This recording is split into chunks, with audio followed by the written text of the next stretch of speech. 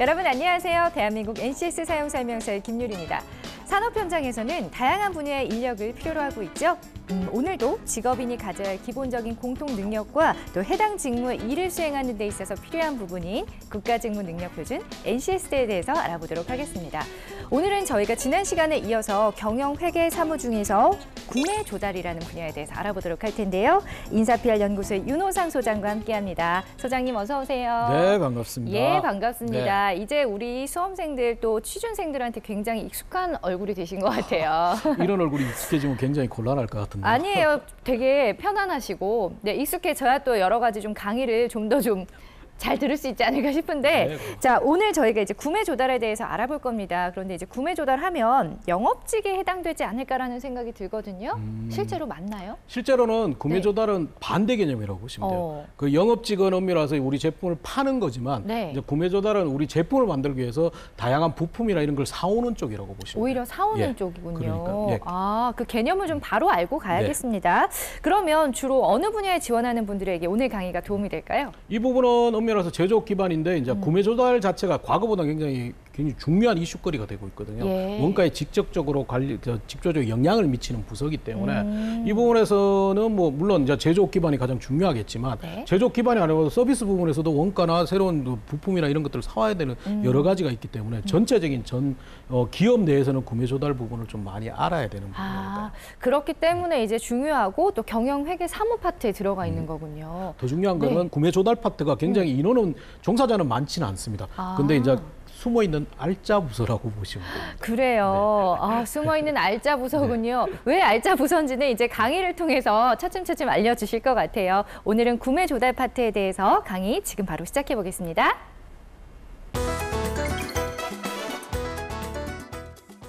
이번 시간에는 경영회계사무 중에 생산품질관리, 그리고 생산관리 밑에 있는 구매 조달 파트에 대해서 알려보고자 합니다. 근데 이제 NCS 분류상에는 엄밀히 와서 생산관리 밑에 있는 세 분류로 구매 조달이라고 부분이 되어 있지만 이게 과거에는 이게 맞는 조직이라고 볼 수도 있겠지만 지금은 조금 달라진 부분이 많습니다. 왜냐하면 이제 구매 조달 분야가 굉장히 중요성이 높다 보니까 생산관리 보다는 예전에는 엄밀해서 경영 지원 파트 쪽에 있었고요. 이제는 오히려 독립적인 파트이기 때문에 이 부분이 조금 애매한 파트는 생산 관리에 과연 맞는지를 좀 생각은 한번 해봐야 될 것 같아요. 그래서 실제 구매 조달을 이제 좀 구체적으로 찾아본다면 실제 기본적인 개념은 조직 경영에 필요한 자재, 장비, 장치를 조달하기 위해서 구매 전략, 구매 계약을 체결하고 협력사 관리, 그다음에 구매품의 품질, 납기, 원가 관리를 하는 전체적인 것을 NCS는 생산 부분에서 하부 개념으로 구매 조달이라고 하고 있습니다. 근데 이 부분이 첫 번째 볼 거는 예전에는 자재, 원부자재만 얘기했는데 요즘에는 장비, 장치까지 구매가 들어가 있고요. 그다음에 이제 좀 생산 관리와 약간 다른 분야가 왜 그러냐면 실제 보면 구매 조달이라는 파트가 있고 이거는 NCS는 아니지만 기업 부분에서는 구매 조달이라는 파트, 구매 파트가 있고 자재라는 파트가 있습니다. 그래서 보면 구매는 엄밀해서 우리가 필요한 자재나 장비, 장치를 사서 우리 회사까지 들어오는 게 구매라고 보시면 되고요. 그걸 구매했던 것들을 자재 창고에 넣고 이 자재 창고에서 우리 각각의 생산의 효율화를 위해서 각각의 피드하는 쪽, 이게 자재 관리라고 보시면 돼요. 이것서 실제 NCS와 달리 워컨에서는 이 두 가지 영역으로 나눠져 가지고 약간 얘기를 하고 있습니다. 그리고 워컨에서는 구매 관리, 구매 조달보다는 자재 관리라는 명칭으로 지금 하고 있습니다. 근데 약간의 이제 기업 내에서도 현실적인 걸 얘기를 한다면 구매 파트가 독립되어 있거나 다른 조직상에 이 존재를 하는 생산 쪽이 존재하는 것보다는 독립으로 있는 쪽이 많고 자재 관리 파트가 오히려 생산 관리 속에 있는 파트라고 보시면 돼요. 그래서 약간의 이제 업무를 구분하자면 약간은 좀 다른 면이 있다는 걸 좀 기억하시면 됩니다. 그리고 NCS는 이제 구매 조달 위에 자재 관리 SCM을 별도로 나눠져 있습니다. 그런 형태로 보시면 됩니다. 그리고 구매 조달의 능력 단위를 본다면 기본적으로 이제 구매의 전체적인 전략을 가장 중요한 거는 생산 계획이 나와야겠죠. 판매 계획이 나와야지 생산 계획이 나오고 생산 계획이 나와야지 구매 전략, 구매 계획까지 나오겠죠. 그래서 구매 전략을 수립하는 파트가 있고 그다음에 이걸 전략을 기존의 구매 협력사뿐만 아니고 신규 거래처, 협력사를 발굴하는 업무, 그다음에 단순히 발굴하고 우리가 부품만 받으면 아니고 그 협력사를 억대 육성하는 파트, 그다음에 실제 구매를 해서 들어올 수 있는 발주 관리 파트, 그다음에 구매품에 대한 품질 관리. 이거 부분도 있습니다. 그다음 부분은 오면서 구매 이외에 개발 구매라고 해가지고 이거는 예전에는 단순히 이제 제품 부품을 사오면 되는데 이제는 개발 구매라고 해가지고 제품의 설계 연구개발 파트에서 아예 연구개발팀, 설계팀, 구매팀 그리고 외부 업체 협력사 이래가지고 거기에 대한 부품을 실제 만약에 국내에 없고는 그럼 해외에 있는 부품을 국산화를 한다든지 이런 것까지 고려하는 것이 개발 구매라는 부분이 되고요. 그다음에 구매에서 가장 중요한 구매 원가 관리. 실제 보면 이 원가는 고정이 아니고 이제 뭐 그렇다고 뭐 계속 우리 회사에 협력한다고 협력사라고 해가지고 계속 연도가 지나갈수록 깎는 것은 아니고요. 실제 보면 이건 합리적인 기준에 따라서 예전과 다르게 실제 구매사에 대한 경영 전체적인 판단, 원가를 분석해가지고 하는 부분이 있습니다. 그리고 이제 가장 중요한 구매 원가 절감이라는 부분인데 회사는 가장 중요한 게 원가 절감. 기존보다는 조금 싼 가격으로 그걸 하는 것이 가장 회사의 이익과 직접적으로 연관되는데 그 부분에서 가장 영향력이 높은 게 구매 원가입니다. 왜? 기존에 동일한 제품을 만들더라도 구매 원가가 10원만 떨어지더라도 우리 생산량에 따라서 어마어마하게 차이가 나기 때문에 원가 절감 부분에서는 오히려 구매 파트가 굉장히 중요한 키를 가진 부서. 그래서 구매 원가 절감 실행 부분이 있고 그다음에 실행하는 구매 계약이라든지 성과 관리 부분은 그냥 사후에 실행을 하는 부분이기 때문에 그 부분을 가지고 있다고 보시면 되고요. 그래서 세부적으로 주요 능력 단위를 보자면 첫 번째가 구매 전략 수립입니다. 그래서 이 부분은 아까 얘기했듯이 판매 계획에 따라서 생산 계획, 생산 계획에 따라서 그 각각의 생산 아이템이라든지 뭐 그걸 분석해 가지고 거기에 대해서 구매를 어떻게 할 건지. 이거는 굉장히 중요한 거는 일단은 구매량을 결정하는 부분도 있고 그다음에 구매에 대한 리드 타임. 왜? 우리가 왕창 사가지고 계속 재고로 가지고 있을 필요는 없잖아요. 그래서 어느 정도의 어느 분기별로 아니면 반기별로 월별로 부품을 어떻게 살 것인지 거기에 따른 조달 방법이라든지 이런 것들.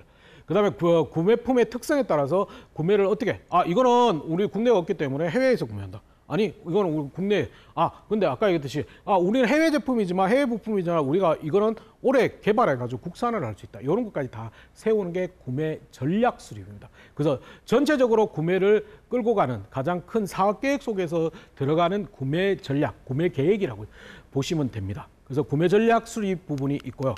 그다음 부분은 신규 구매 협력사를 발굴한 겁니다. 그래서 이 부분은 예전에는 음료수 협력사 하나를 정해놓으면 그대로 가는 건데 요즘에는 협력사를 경쟁체계를 한다든지 아니면 보다 나은 품질, 보다 나은 부품, 보다 나은 원가가 있으면 거기에 대해서 하는 거기 때문에 다양한 신규 협력사에 대한 정보를 수집하는 것뿐만 아니고 단순히 이거는 개별 담당자가 마음에 든다고 협력 그걸 하는 게 아니고 각각의 선정 기준. 그래서 우리 회사와 연관되는 품질 기준이라든지 경영 기준이라든지 다양한 이거는 회사별로 좀 다릅니다. 각각의 선정 기준을 수립해 가지고 거기에 평가를 해서 객관화된 잣대로 실제 신규 구매 협력사를 발굴하는 부분이 있습니다. 근데 이 부분이 굉장히 쉬운 부분이 아닙니다. 왜냐하면 이 부분은 신규 구매 협력사를 잘못 발굴하면 전체적인 우리 생산이라든지 여기에 굉장히 치명적인 데미지가 가기 때문에 이 부분은 기본적으로 조금 연차가 높고 구매에 대해서 전반적인 구매뿐만 아니고 생산, 연구개발, 설계를 전반적으로 이해하시는 좀 매니저 직군들이 할 수 있는 영역이라고 보시면 돼요. 그래서 신규 구매 협력사 발굴이 있고요.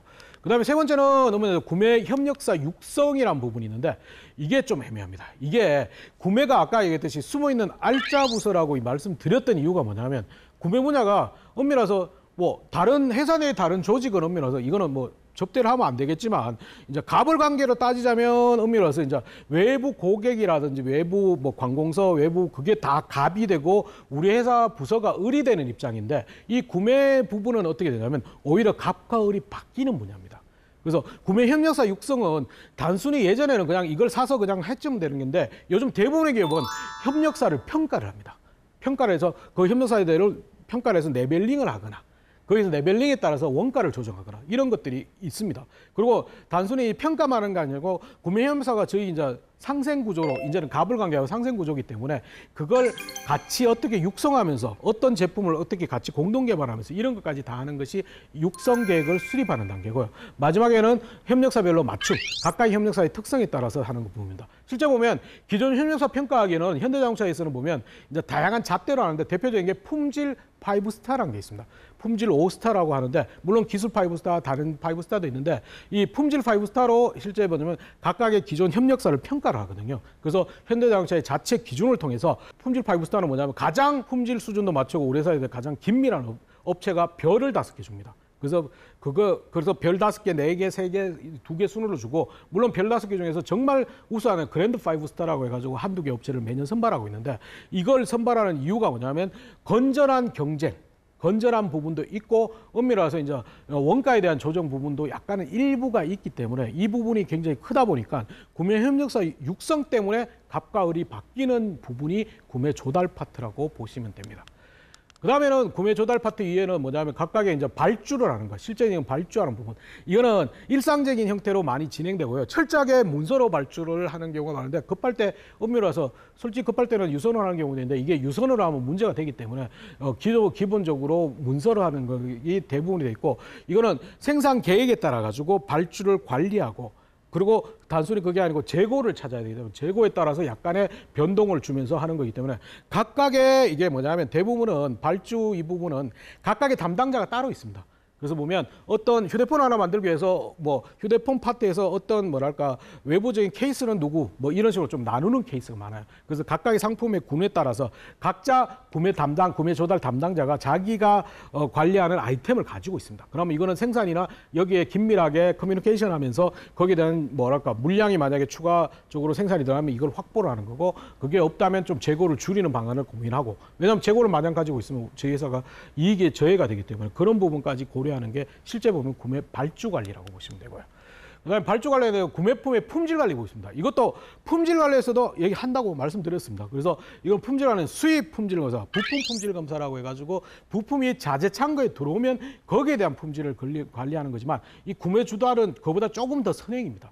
엄밀해서 구매품을 우리 기준으로 해서 각각의 뭐랄까 품질을 사전에 품질을 뭐랄까 샘플링해서 검사하는 것뿐만 아니고 우리 품질 체계에 맞게끔 그걸 어떤 서류라든지 신뢰도 테스트부터 시작해 각종의 검사 데이터까지를 가지고 뭐 먼저 접수를 한 다음에 그 데이터를 기반으로 해서 실제 샘플링 조사를 한다든지 그런 부분들을 하는 것게 구매품 품질 관리입니다. 그래서 뭐 통상적으로 이 부분은 좀 애매한 부분이, 이제 커뮤니케이션이 굉장히 활성화된 조직은 구매 담당자가 실제 제품이 입고가 되면 자재 창고에 가서 그걸 검수하는 단계도 있지만, 대부분은 구매랑 자재랑 약간 떨어져 있기 때문에 이게 계속 일상적인 관리가 되기는 좀 힘듭니다. 그래서 대부분은 구매 자재가 조직이 달라지면 자재 창고에서 검사를 대행하거나 구매 파트가 주기적으로 검사하는 그런 형태로 진행되고 있다고 보시면 됩니다. 실제 보면 이제 개발 단계에서 이제 구매가 참석을 하는 겁니다. 왜? 굉장히 다양한 이제 제품들이 우리가 굉장히 첨단화되고 복잡화되다 보니까 부품에 대해서 다양성이 굉장히 많습니다. 그래서 이 제품에 대해서 이제 단순히 우리가 고객이 원하는 사양, 고객이 원하는 품질, 고객이 원하는 기능을 하기 위해서는 진짜 다양한 제품, 진짜 막 다양한 부품을 사가지고 진짜 좋은 제품을 만들면 됩니다. 단 그렇게 만들면 문제는 뭐냐면 가격을 먹고, 고객들은 가장 중요한 게 가격이 어느 정도의 수준이 돼야 되기 때문에, 만약에 그런 완벽한 제품인데 가격 수준이 높아지면 이거는 고객은 안 살 거 아닙니까? 그렇기 때문에 이 부분에서는 적정의 구매 원가 개념을 좀 가져야 하기 때문에, 이거는 연구개발만 주면 도저히 안 되기 때문에, 그래서 설계, 구매, 연구개발이 대부분은 뭐 TF팀으로 해가지고 신제품이라든지 이런 것들을 TF팀으로 만나가지고 거기에서 제품에 대해서 전체적인 부품을 어떻게 결정할 것인가. 이 부품은 보니까 외국산인데 외국산은 지금 200원이 넘는다. 근데 국산은 실제 보면 50원밖에 안 한다. 그래서 단순히 가격적인 측면 아니고 실제 이걸 대체할 수 있는지, 거기에 대해서 같이 TFT로 종합적으로 한 게 개발 구매라고 보시면 되고요. 그다음에 일정 부분은 항상 보면 해외 부품들이 굉장히 많았습니다. 지금도 굉장히 많은 편이지만 그걸 해외로 계속 가져가면 우리에 대해서 수익성이 나빠지기 때문에 그걸 구매 협력사들과 할 수 있게끔 협력을 해가지고 국산화까지 하는 부분도 여기에 포함된다고 보시면 돼요. 그래서 구매 조달 파트에서 개발 구매 파트가 있고요. 그 다음에 이제 구매 원가 관리. 이거는 실제 각각의 아이템, 각각의 부품별로 실제 원 단위까지 다, 이거는 대부분 굉장히 복잡합니다. 하나의 휴대폰을 만들기 위해서 굉장히 다양한 부품이 굉장히 많이 들어가듯이, 오면은 차 한 대를 만들면 2만 개, 3만 개의 부품이 들어가거든요. 그래서 그 부품에 대해서 원가를 계산하는 겁니다. 실제 다양한 제품에 대해서 원가가 각각이 얼마고 거기에 대해서 사양이 바뀌거나 부품에 따라서 원가표를 가져가는 겁니다. 그래서 이거는 실제 보시면 엑셀 데이터나 ERP로 들어가 있는데 굉장히 복잡습니다. 그래서 각각의 아이템별, 그 다음에 각각의 품목별, 각각의 사양별로 이게 데이터가 가격들이 다 다르기 때문에 그 부분에 대해서 전체적인 관리, 그리고 그 부분에 대해서 원가가 타당한지를 주기적으로 분석하고 그걸 개선할 수 있는 여러 가지 방안까지 하는 것이 구매 원가 관리 파트입니다. 가장 중요한 게 원가 절감. 이거는 가장 중요한 부분이라고 이제 좀 보시면 될 거예요. 왜냐하면 원가 절감이 기업에서는 가장 중요한 키워드입니다. 왜? 이거는 직접 기업의 이익과 직접적으로 연관되기 때문에 이게 정말 중요한데, 솔직히 말해서 간접부서라든지 생산부서, 품질부서, 물론 생산 품질은 좀 다르겠지만 다른 부서, 간접부서, 지원부서에서는 이거 원가 절감할 게 실제로 없거든요. 또 실제로 원가 절감을 했다지만 이게 기업의 이익으로 직접적으로 와 닿는 부분이 없는 경우가 굉장히 많아요. 근데 구매 원가 절감은 엄밀히 말해서 부품값을 10원 단위, 1원 단위, 뭐 5원 단위만 낮춰도 굉장히 생산량이 다양하기 때문에 굉장히 큰 금액이 회사에 영향을 주기 때문에 이 부분은 굉장히 구매 원가가 굉장히 중요한 부분. 그래서 여기에 다양한 구매품에 대한 데서 구매 조정을 협력사가 조정하거나, 그러면 그걸 조정하기 위해서 단순히 하는 게 아니고 실제 협력사의 재료비라든지 가공비, 그래서 이거는 뭐랄까 각각의 재질, 재료가 어떤 거에 따라서 다릅니다. 왜? 엄밀해서 구리를 쓰다가 구리 가격이 국제 가격이 떨어지면 이걸 가만히 놔둬버리면 엄밀해서 그 협력업체는 돈을 법니다. 왜? 그 원재료는 떨어졌는데 부품의 가격은 똑같기 때문에. 근데 저희 회사는 굉장히 치명적으로 데미지를 입기 때문에 거기에 계속 주기적으로 연동을 한다든지. 그리고 가공비에 대해서, 가공비는 엄밀해서 인건비라고 보시면 돼요. 인건비에 대한 비율도 계산해가지고 실제 이 협력업체가 타당한 건지, 타당한 가격으로 납품하고 있는 건지 그걸 확인합니다. 그래서 거기에 대해서 만약에 불합리하거나 좀 있으면 일방적으로 깎는 건 요즘 잘 없고요. 서로 상생하면서 어느 정도의 우리가 10원 부담할 테니까 너도 10원 부담하라, 이런 식으로 합리적으로 상생하는 부분으로 하는 부분입니다. 그래서 구매 원가 절감 파트가 이게 구매 파트에서는 굉장히 또 중요한 부분입니다. 그래서 보면 직무 숙련 기간도 약 10년 정도 구매에 대해서 좀 많이 아는 부분이 하는 부분이 있습니다. 그다음에 이제 구매 계약, 실제 보면 이건 실제 실행하는 파트라고 합니다. 그래서 협상을 해요. 근데 여기는 가장 중요한 게 구매를 계약하는 시점에서는 협상 능력이 가장 중요하겠죠. 그래서 실제 보면 똑같은 부품이라도 어떻게 조금 우리 기업 입장에서 낮게, 가격을 낮게 사는 그런 부분이 있기 때문에 여기는 구매 계약 파트는 실행하는 파트고 가장 중요한 게 각 협력업체라든지 이런 것들을 협상하는 과정이라고 보시면 됩니다. 그다음에 구매 성과 관리는 이거는 구매를 정말 잘했는지 실제 성과 지표 다양한 걸 통해서 이걸 평가하는 거라고 보면 됩니다. 그래서 이거는 조직팀은 구매 조달 팀을 평가하는 거라고 보시면 되고 일상관리 속에 들어가가지고 각각의 평가를 하는 부분이라고 봅니다. 그래서 그 부분을 그래서 실제 보면 구매 조달 성과 지표입니다. 이건 실제 회사에서 쓰는 겁니다. 실제 구매 단가 인하율, 뭐 협력업체 정기 점검품, 그다음에 구매 마진율 이런 것들을 전반적으로 평가를 해서 이게 왜냐하면 구매가 전체적으로 이걸 잘하면 이게 각각의 목표보다 나아진 결과가 나오기 때문에 그걸 조직을 평가하는 것이라고 보면 됩니다. 그래서 그다음에 구매 조달의 능력 단위로 보면 실제 보면 발주 관리는 가장 일상적이라고 했습니다. 그래서 아까 했듯이 그냥 신입사원의 이 수준에서 각각의 자기의 아이템을 발주하는 부분이기 때문에 그 일상 관리 부분이 되고, 마찬가지로 이제 신규 구매 협력사 발굴이라든지 구매 원가 관리 이 부분은 굉장히 중요한 부분이다 보니까 조금 더 전문화판 더 6수준 정도 돼야 되지 않을까. 그리고 전체를 총괄하는 구매 전략 수립은 7수준. 물론 실무 작업은 다 같이 하는 거지만 의사결정이라든지 전체적인 부분은 가장 매니저 전문가 부분들이 하는 7수준이 돼야지만 구매 전략 수립이 가능하답니다. 이거는 왜냐하면 구매 전체 파트를 잘 이해를 해야 되기 때문에 당연한 거라고 보시면 됩니다. 그래서 구매에서 진짜 중요한 기본 역량은 뭘까? 첫 번째가 협상 설득 영역이 굉장히 중요합니다. 단순히 커뮤니케이션, 의사소통을 잘한다가 아니고 이거는 협상. 왜? 서로가 입장이 다르기 때문에 그걸 설득해야 되는 부분이 굉장히 중요하기 때문에 단가를 조율하거나 납기를 조율하는 부분이기 때문에 이 협상 설득력이 굉장히 중요한 부분이 되고요. 두 번째는 회사 전반적인 이익을 따져야 하기 때문에 전략적 사고나 의사결정 능력. 그래서 각각의 이익이 되는지, 다양한 대안 중에서 실제 최적의 부품인지 이걸 결정하는 능력이 필요하고요. 세 번째는 다양한 정보 수집 분석이에요. 왜? 이거는 다양한 업체의 부품이 있는데 내가 한두 군데만 평가해가지고 사는 것보다 다양한 게 많으면 거기에 대한 우리 선택권이 굉장히 다르기 때문에 그 부분에 대해서 그래서 굉장히 세밀하고 치밀한 성격을 굉장히 강조하는 부분이 일단은 필요합니다. 그다음에 이제 외자 구매가 굉장히 활성화되다 보니까 글로벌 마인드라든지 커뮤니케이션 능력이 일부 필요한 부분이 있습니다. 단 이거는 외자 구매가 많은 조직에서만 있고 실제 보면 외자 구매가 좀 적은 조직이라면 이 부분은 없는데 요즘 대부분은 이제 외자 구매가 굉장히 많기 때문에 이 기본적인 부분은 약간 있어야 됩니다. 그리고 가장 7번에 보면 정직과 도덕심 이게 굉장히 중요합니다. 그래서 금융권이나 은행 마찬가지로 구매 조달에서는 정직하고 도덕심이 굉장히 중요합니다. 왜? 이거는 비리가 일어날 수밖에 없습니다. 실제 보면 구매 협력사가 짜고 너 50원에 납품해. 그리고 20원은 내 통장에 넣어줘. 이렇게 될 수밖에 없는 조직이거든요. 그렇게 되면 정직과 도덕심이 이거는 다른 분야에 비해서 굉장히 중요하기 때문에 일부러 면접에서도 반대 질문을 합니다. 이걸 뭐 융통성이 좋다냐 좋으냐 이런 식으로 질문하기 때문에 그 부분에서는 오히려 그냥 면접관 페이스에 말려갔다가는 구매 조달에 들어가기 입사하시기는 좀 힘드실 수가 있습니다. 그래서 정직과 도덕심, 나는 원리 원칙주의자다. 이게 오히려 더 좋은 방법이 된다. 그리고 기본 지식은 재무회계 원가적인 지식이 좀 있어야 된다. 이거는 기본적으로 왜냐하면 각각의 단가 부분을 조율하기 때문에 그 각각의 원가 개념, 물론 부품에나 제품에 관련 지식이 필요하긴 합니다. 단 요게 과거하고 좀 달라졌습니다. 예전에는 뒤에서 다시 한번 설명하겠지만 부품 제품 지식이 굉장히 필수적인 지식이었지만 뭐 이게 예전에는 좀 그게 무시된 경향도 있습니다. 근데 요즘 부품 제품 원자재 부자재가 굉장히 다양하기 때문에 이게 대한 기본적인 정확한 지식은 아니더라도 어느 정도의 기본 구성이라든지 거기에 대한 뭐 그런 것들 좀 이해를 하시는 것들이 필요하고요. 외자구매 쪽에서는 무역학 지식도 일부 필요하다고 보시면 되고요. 그다음에 중요한 게 물류적인 SCM적인 부분이 굉장히 중요합니다. 왜?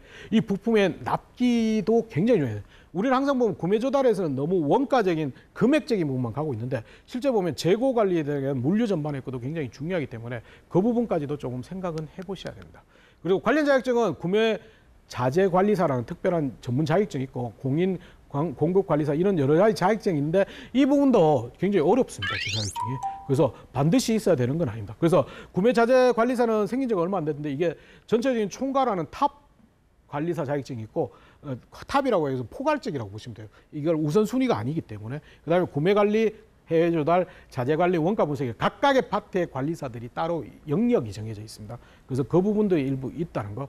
그다음에 이제 이 부품이 이제 이공계 쪽에서는 차라리 오히려 이 부품에 대한 정확한 지식은 아니더라도 뭐 항상 요구하는 거는 그 전공에 대한 기사 자격증이 있으면 아무래도 유리하기 때문에 그 부분에서는 조금 더 가지는 건 좋습니다. 채용 전망은 이게 애매하게 예전에는 경영지원직군에 소속돼 있었습니다. 약간은. 근데 지금은 그래서 경영지원직군은 채용 인원 자체가 성장 중심이 아니다 보니까 조금 줄어 있는 게 맞습니다. 근데 요즘에는 경영지원직군보다 독립돼 있습니다. 두 번째처럼 통합구매조직으로 구매 기능이 굉장히 강화돼 있습니다. 그래서 아예 포스코나 현대차는 통합구매팀이 구매실이라고 따로 나와 있습니다. 왜냐하면 구매가 원가에도 직접 영향을 미치고 품질에도 영향을 미치고 그런 부분이 있기 때문에 굉장히 기능이 강화되고 있고 그다음에 원래는 원부자재 부품 이거였는데 소모품 자재 장비 이런 것까지 확대해가지고 전체적으로 가는 부분이 있기 때문에 이게 굉장히 전문화되고 있다는 거.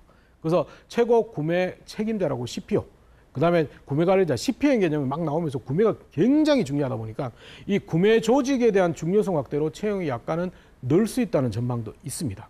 그다음에 세 번째는 부품이나 원자재, 부자재가 굉장히 첨단하고 다양화가 되기 때문에 이 각각의 특성을 가진 좀 전문적인 부분들이 필요하기 때문에 그 부분에 대해서 채용이 좀 확대될 것 같고 자동차 업계는 모듈화가 가속되면서 거기에 대한 모듈 전체를 관리할 수 있는 각각의 영역들 담당자들이 필요하다 보니까 그런 부분에서는 약간의 채용은 확대될 수 있습니다. 그리고 마지막에 업무 특성상 전문성이나 특수성이 굉장히 중요하고 이거는 좀 애매한 게 이게 좀 애매한 부분이 이제 앞부분에서는 통합조직이고 뭐 이런 것 때문에 굉장히 늘어날 수 있는 가능성도 있지만 뒷부분에는 전문화나 특수성이 되다 보니까 요게 조금 더 모순 점이 있습니다. 실제 보면 구매 조달 파트가 신입사원이 하기가 약간의 힘든 부분도 있습니다. 그러다 보니까 경력직을 선발하거나 사내 충원하는 방식도 굉장히 많거든요. 실제 보면 자재 아니면 생산관리 다른 업무하라는 사람들을 충원하는 경향도 약간은 있습니다. 그러다 보니까 그런 부분이 있고 이게 구매 조달 파트가 늘어나고는 있지만 실제 보면 핵심 인원 중심으로 가다 보니까 이게 약간의 계속 생산품이 늘고 한다고 해가지고 이게 구매 조달 인원이 계속 늘어난다? 이거는 좀 애매합니다. 이거는 좀 이렇게는 안 될 것 같아요. 그러다 보니까 이게 제한된 인원으로 효율성을 높이는 쪽으로 가다 보니까 신규 채용 자체가 확 늘거나 이건 잘 없을 것 같고요. 실제 채용 공고를 보면 구매 조달 파트를 뽑는 채용 공고가 잘 없다는 거. 그래서 여기에 특별히 관심이 있다면 구매 조달 파트를 넣고 난 다음에 계속 그걸 꾸준히 찾아보셔야 됩니다. 이게 왜냐하면 전체적으로 할 때 구매 조달 파트가 계속 모집하는 파트가 아니기 때문에 그 부분에서는 조금 관심을 두고 별도로 좀 관심을 더 집중해야 된다는 부분이 있습니다. 그래서 결론을 내자면 부품 원자재뿐만 아니고 다양한 제품들로 많이 가고 있습니다. 그래서 이 부품에 대한 원부자재에서 다 이해를 해야 되나? 그건 아닙니다. 하지만 그거 자체가 어떤 개념을 어떤 모듈화되어 있고 어떤 제품이고 어떤 특성을 가지고 있다는 거는 기본적인 건 좀 이해를 하셔야 된다. 그러다 보니까 이게 인문계 친구들이나 상경계 친구들이 애매해지고 있다는 거. 그래서 하지만 그게 반드시 인문계, 상경계라고 해가지고 들어가지 못하는 건 아닙니다. 그래서 좀 점검해야 될 거는 과거에는 이게 경영지원직군으로 분류되어 있습니다. 실제 보면 경영지원본부 내에서 구매팀이 있었습니다. 그런 형태로 많았었는데 이제 그러다 보니까 상경계나 인문계를 좀 선호한 경향이 많았습니다. 왜? 이건 엄밀해서 부품적인 지식보다는 가격이라든지 원가라든지 이걸 해가지고 협상을 잘할 친구를 뽑았거든요. 근데 현재는 부품이나 원자재, 부자재가 굉장히 확대되다 보니까 상경, 인문계가 좀 이해 못하는 부분이 있기 때문에 요즘에는 이공계 각각의 전공 담당자들, 전공 친구들을 굉장히 많이 뽑고 있다는 거. 그래서 그 부분을 좀 생각해 보셔야 되고요. 그다음에 두 번째는 구매 자재는 아까 말씀드린 좀 다르다는 거. 근데 요즘에 통합 조직으로 많이 가고 있어요. 근데 통합 조직으로 가다 보니까 구매 자재가 모이고 있는 경우도 많은데 그거 위에는 대부분의 전통적인 조직은 구매는 독립적으로 경영지원 쪽으로 가 있고 자재는 생산 쪽에 있다. 자재 창고를 못 떠오르 그러니까 자재 관리는 쉽게 자재 창고라고 생각을 하시면 돼요. 그래서 자재를 생산 라인에 피드하는 쪽이라고 보시면 되고요. 네, 소장님 강의 잘 들었습니다. 워낙에 구매 조달 분야에 대해서 세세하게 알려주셔서 제가 궁금한 점이 있으면 여쭤보려고 했더니 없어요. 네, 어쨌든 정리를 좀 해보자면 세 가지를 좀 유의하셔야 된다라고 말씀하셨거든요. 협상과 설득, 그리고 의사결정, 정보 수립 이 세 가지를 좀 유념하시고 준비를 하시면 많은 도움이 될 것 같아요. 그리고 좀 얘기를 듣다 보니까 이 분야가 좀 신규 채용이 흔치가 않은 분야라고 합니다. 그래서 좀 직접 개인적으로 막 여러 가지 꼼꼼하게 좀 찾아보는 게 중요할 것 같아요. 그렇죠? 가장 먼저는 적극적으로 한번 찾아보는 것도 있고요. 네. 아예 안 뽑는 부분은 아니기 때문에 일부 뽑는 부분이 있지만 네. 그래서 적극적으로 찾아보는 전략이 좋고 이 부분에 관심이 있다면 내가 이게 안 뽑는다고 그냥 끝나지 마시고요. 생산관리나 자재관리 이쪽으로 입사하신 후에 다시 회사 내에서 옮기는 방법도 있기 때문에 그런 방법이 그 부분을 있군요. 좀 이제 넓게 멀리 좀 보시면 좋겠습니다. 맞습니다. 정말 크게 보고 도전을 하셔야 될 것 같아요. 지금 당장 안 뽑는다고 좌절하지 마시고 또 다른 파트에 들어갔다가 또 이직을 하고 옮기는 부서로 옮기는 방법도 있으니까 그 부분도 좀 생각을 해두시면 좋을 것 같아요. 자, 오늘 이렇게 저희가 경영회계 사무 중에서 구매 조달 분야에 대해서 알아봤습니다. 네, 산업 현장에서 요구하는 그 직무 능력 활용과 또 학습 방향을 명확하게 제시해드리는 대한민국 NCS 사용 설명서 오늘 준비한 내용 여기까지고요. 저희는 다음 이 시간에 또 다른 파트의 내용 가지고 오겠습니다. 시청해주신 여러분 고맙습니다.